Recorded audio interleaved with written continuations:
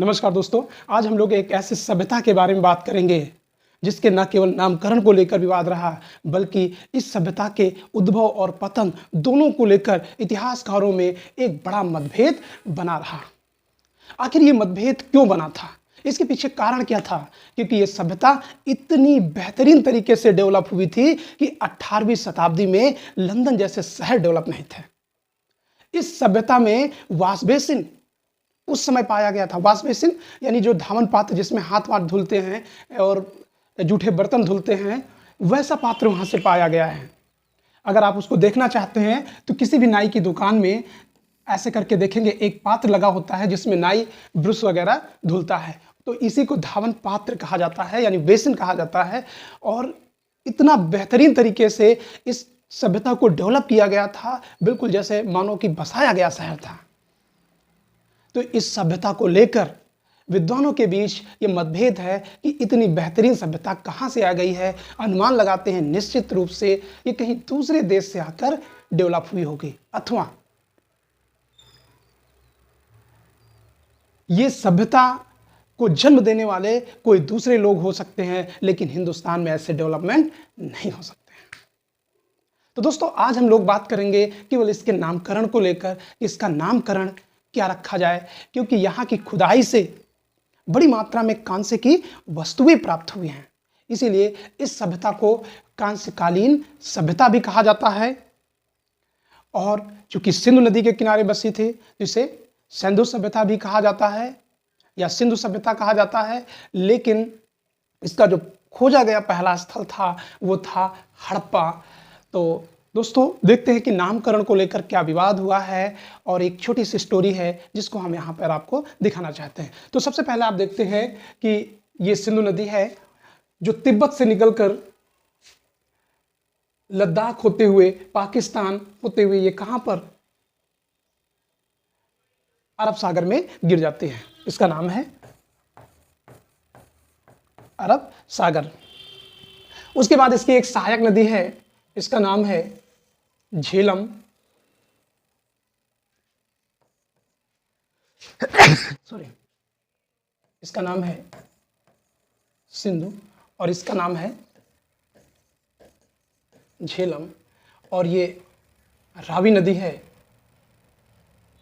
और ये सतलज नदी है, और यहाँ पर एक नदी और है ब्यास। तो प्रारंभ में ये देखा गया कि जो स्थल थे वो कहाँ पर, सिंधु और इसकी सहायक नदियों के आसपास थे। इसीलिए कहा गया कि सिंधु सभ्यता है। लेकिन जब व्यापक पैमाने पर इसकी खुदाई हुई तो इसका विस्तार भारत, पाकिस्तान और अफगानिस्तान 3 देशों में देखने को मिलता है। यानी भारत के उत्तर पश्चिमी प्रांत में इतनी बड़ी सभ्यता देखने को मिलती है। इसलिए इसको लेकर विवाद हो जाता है कि इसका नाम क्या रखा जाए, सिंधु रखा जाए या और कुछ। क्योंकि खुदाई में बहुत सारी कांस्य वस्तुएं मिली थी, तो ये सभी विवाद बना रहा। तो एक प्रश्न पूछा जाता है यूपी पीसीएस में कि सिंधु सभ्यता का सबसे उपयुक्त नाम क्या है। तो विद्वानों ने इसका जो सबसे उपयुक्त नाम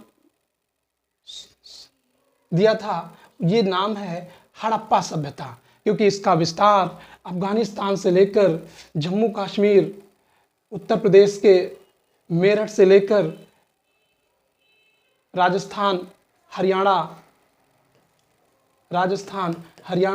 पंजाब, गुजरात और ये महाराष्ट्र, इस एक बड़े क्षेत्र में क्या है दिखाई पड़ती है। गुजरात में तो बहुत सारे स्थल डेवलप हुए। तो इसके नाम को लेकर एक स्टोरी है, उस स्टोरी को मैं बताना चाहता हूं। ये स्टोरी है चार्ल्स मैसन ने इसके बारे में देखें कि चार्ल्स मैसन जो थे वो पहली बार 1826 में हड़प्पा टीले के विषय में लिखा था। दरअसल में उस क्षेत्र में ये घूमने के लिए जाते हैं और वहाँ पर ये देखते हैं कि कोई एक टीला है जिस पर वो देखे पैर से मारे, तो उन्हें कुछ ऐसा आभास हुआ कि ये शायद बहुत प्राचीन स्थल है, इस पर खुदाई किया जाना आवश्यक था। लेकिन लेकिन विद्वानों का इस पर ध्यान नहीं गया।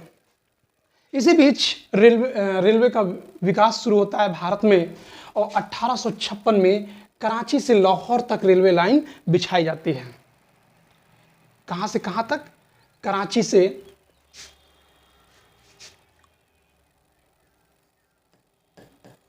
से लाहौर तक। तो ये रेलवे लाइन बिछाई जानी थी और लाहौर के पास, कराची से लाहौर तक, ये यहां पर कराची है और कराची से लाहौर तक एक रेलवे लाइन बिछाई जानी थी और बीच में यहां पर एक गड्ढा था।